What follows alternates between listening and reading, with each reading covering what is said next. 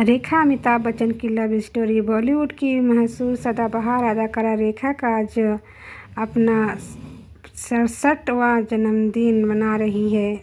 उनका जन्म 10 अक्टूबर 1954 में चेन्नई में हुआ था। उन्होंने अपने फिल्म करियर में कई उतार चढ़ाव देखे।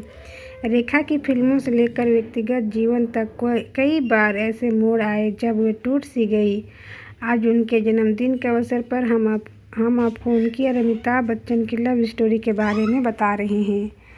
अमिताभ और रेखा की लव स्टोरी दो अनजाने 1976 के सेट पर शुरू हुई थी। तब तक अमिताभ की शादी हो चुकी थी।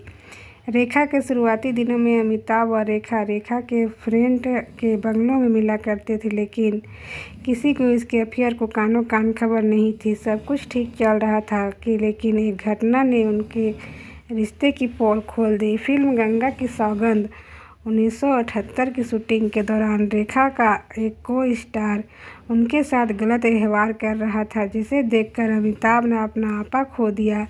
इस घटना के बाद उनके अफेयर की चर्चा शुरू हो गई।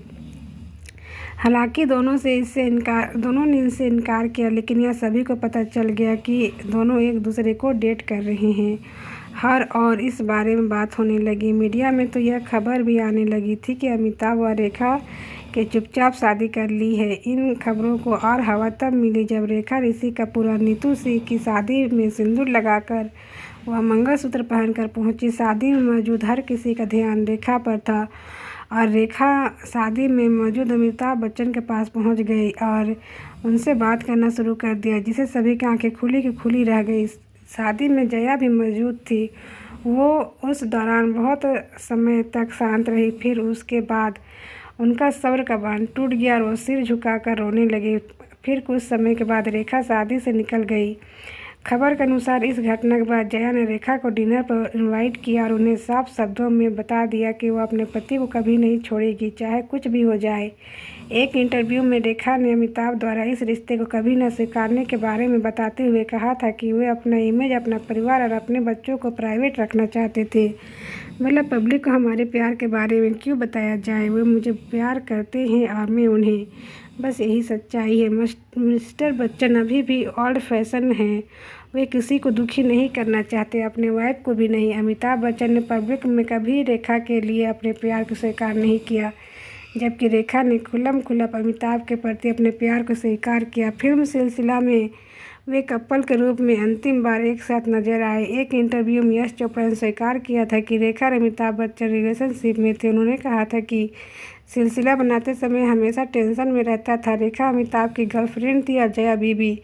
वे एक साथ काम कर रहे थे, कभी भी कुछ हो सकता था। सिलसिला के शूट खत्म होने के बाद रेखा और अमिताभ का रिलेशनशिप धीरे धीरे खत्म होने लगा। रेखा अमिताभ से शादी करना चाहती थी और वो दूसरी औरत के तगमे के साथ हमेशा नहीं रहना चाहती थी। रेखा को जल्द ही समझ में आ गया कि उनका रिश्ता अब आगे नहीं बढ़ने वाला, क्योंकि अमिताभ अपनी पत्नी को छोड़ने के लिए तैयार नहीं थे। इस तरह ये फैसिनेट लव स्टोरी खत्म हो गई।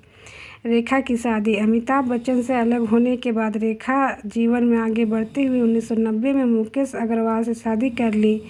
रेखा की बायोग्राफी में उन्होंने बताया था कि शादी के बाद लंदन में शुरुआती दिन बहुत अच्छे थे।